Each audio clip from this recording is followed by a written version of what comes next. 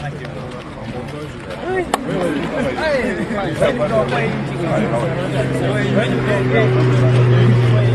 very difficult to do anything when the country is in the situation in which it is right now.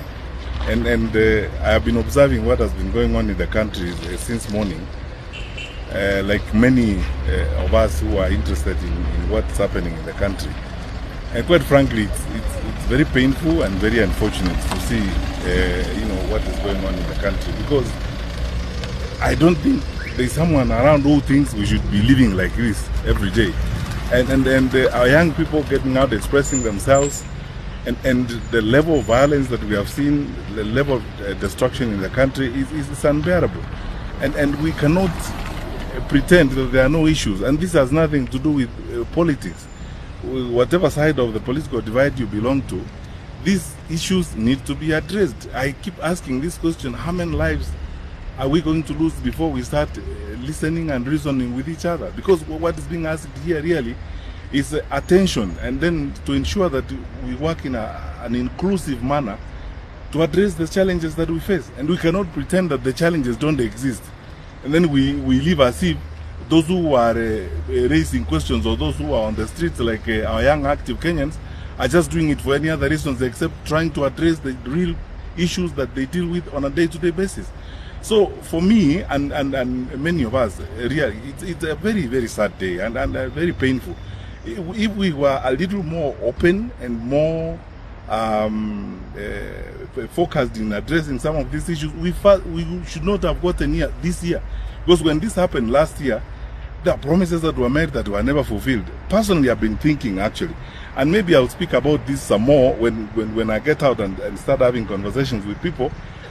We needed an open public inquiry on some of these things and on all things that are being raised. We cannot go on like this, because the question you ask yourself every day is, how many more lives are we going to lose before we start listening and reasoning with each other? I believe that there must come a time in the life of a country when nothing matters but the country.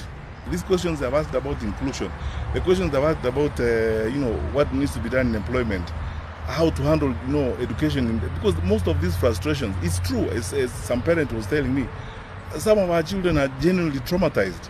If you have been in university for 2 years or 3 years, you cannot do an exam because you don't have money and so on. What do we expect them to do? It is painful and hurting. To be frank with you, sometimes you hope that in life you don't have to face a situation where you have to address these kinds of things.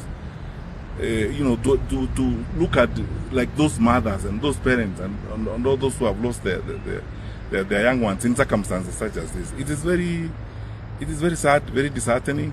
But look, let's not lose hope, because when all is said and done, let's get together, because it's for this reason precisely that we should all cross ranks in an intergenerational manner, come together and find solutions to fix these challenges. And we will fix them.